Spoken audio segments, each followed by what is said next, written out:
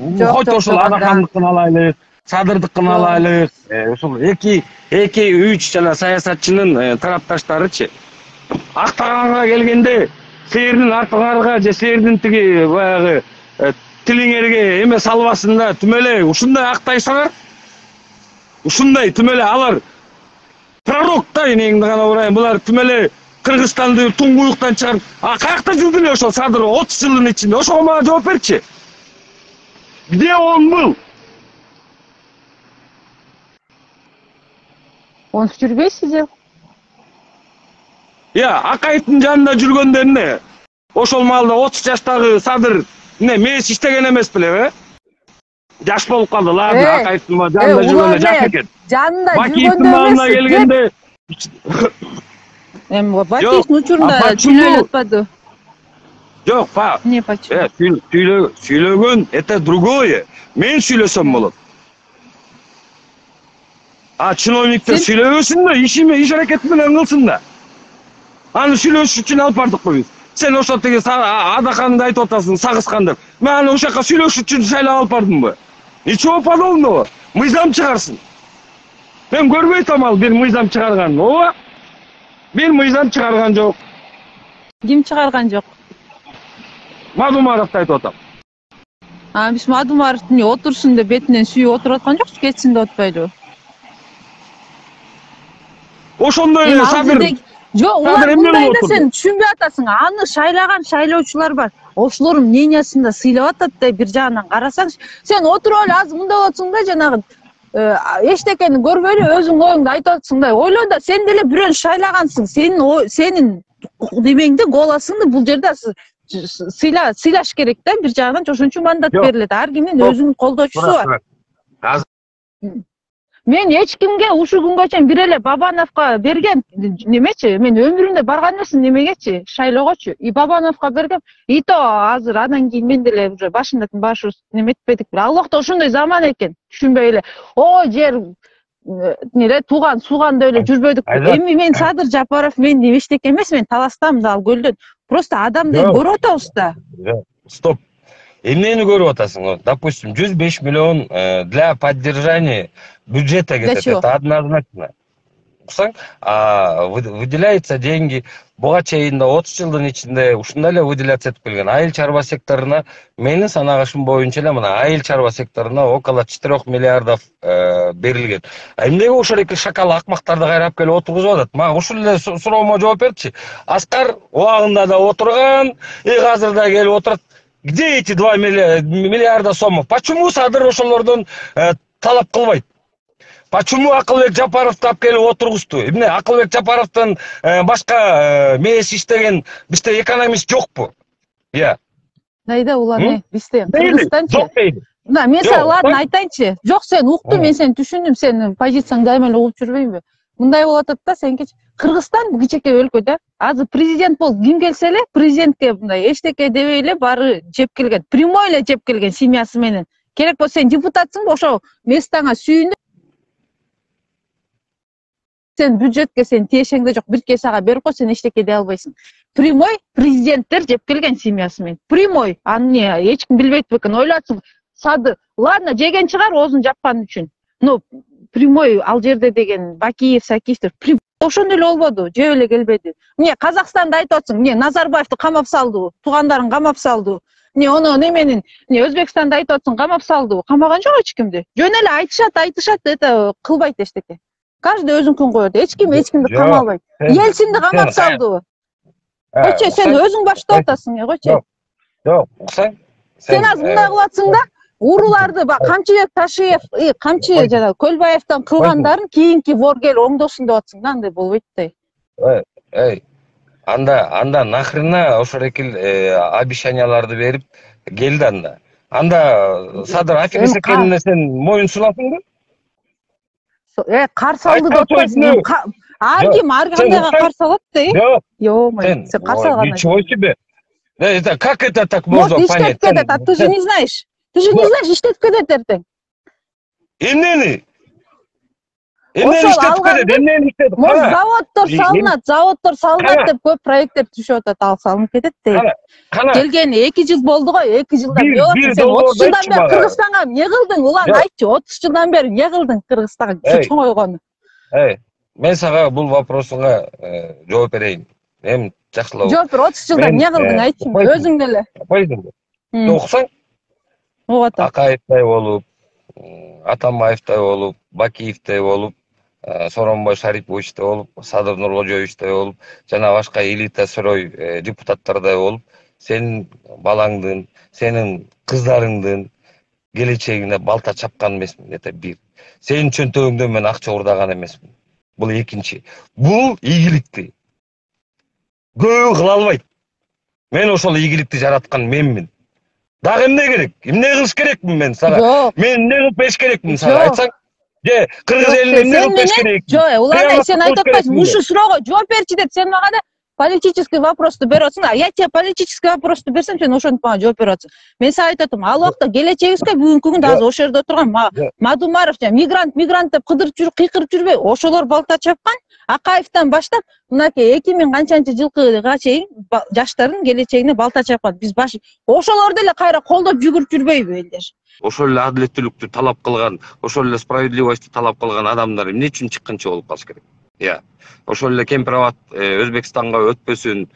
Мейли, мына бу жерден жазып атасыңар, ал тиги иштетип келген экен. Рычаг тиги кран алардын карамагында болчу экен деп атасыңар. Но карамагында гөлчүктөй аны гөлчүктү бергенде эле берип салышты. Мындай кичинекей бир лужаны бергенде элечи. Ошол гөлчүк биздин территорияда эле да. Ал гөлчүктөн суу алып ичпечи экенбиз макул. Барып жуун алчу эмес экенбиз макул. Обмен болгон жерлердин баары тең бизге мурда көтөнзордук кылып, ошол жерлердин баарын тең базып алган, ошол Өзбекстан кайра бизге ошол өзүбүздүн жерибизди берип койгондон кийин двойным выигрышым калып калып аткан боюнча эмне үчүн ал боюнча айтып чыкпайсыңар? Ооба, мен азыр кайтып атпайбы, бийликтин кадамын түшүнүп атам. Ошол акыбалга алып келген өздөрү да жүрдү ошолордун катарында.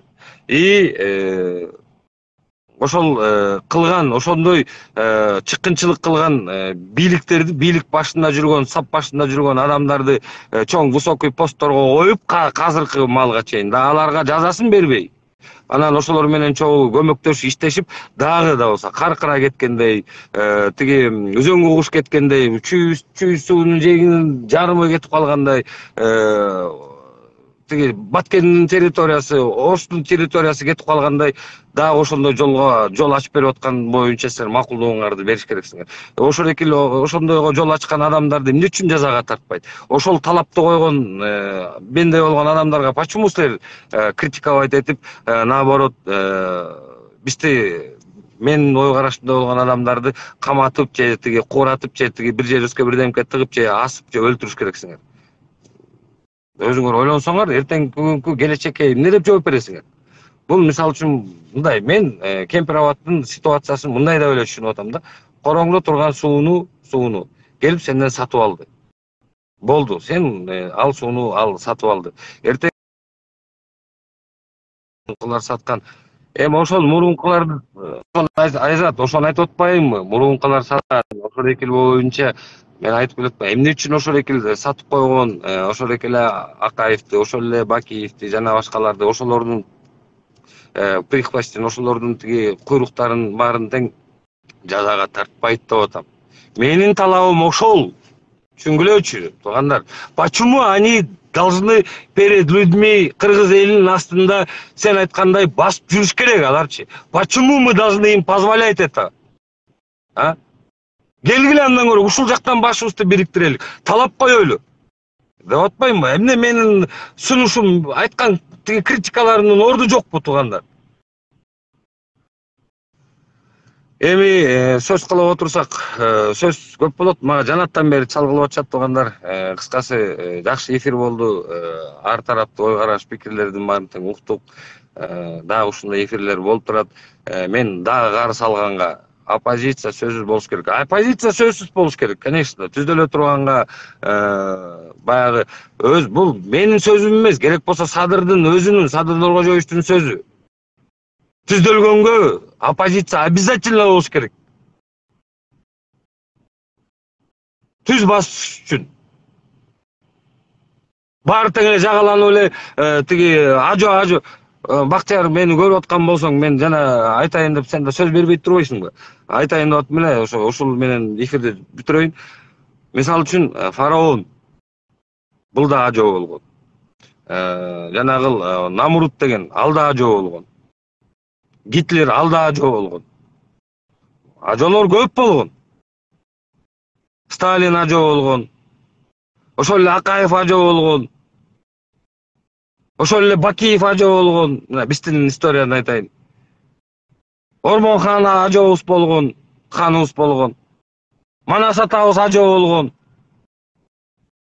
Албетте баары тең Кудайдан келет. Сен өлгөнгө чейин Кудайдан. Бирок каякта бар экен? Кайсы жыл конститут Куранда кайсы жыл тиги ага чейин түшкөн 3 китепте жазылып турат. Ажонун тиги кылган туурабы же туура эмеспи, любой ишине сен жатып бериш керексиң деген кай жерде жазылган экен? Мен мусулманчылыкка сен салганыңа айтып атам да. Эмне үчүн анда пайгамбарды жиберди тиги өзүнүн бир туугандарына, өзүнүн тиги жанагы Курайш уурусуна, ошолор ажо болгон. Абу Талип ажо болгон. Ошол экиге барып даават айтканда эмне үчүн жиберди? Эмне үчүн Моисейди, Мусаны жиберди тиги фараонго барып даават айтканда, акыл эсине келтиргин. Үстүдө Кудай бар. Ошол эки сага ырыскыны берген Кудай. Жан берген Кудай. Жанды алган Кудай, акчаны берген Кудай.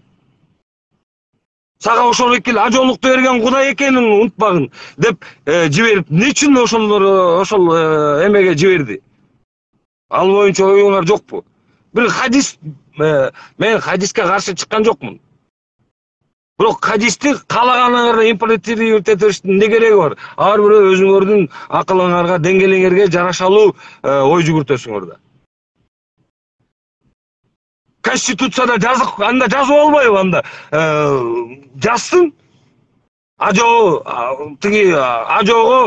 каяша айтпагыла, ажого сыйынгыла, ажонун сөзү сөз. Мына Конституция деген күнүндө дагы азыркы эң мыкты бир президентский, эң чоң күч колуна алынган президентский форма правлениеде жашап атабыз. Ошого дагы Садыр Нуркожоевичтин акылы жетип атат. Ал жерге антип жазылбаш керек экен. Критика всегда болот. Критика всегда болот. Ошо критиковать эткен пайгамбарларды жиберген Кудай.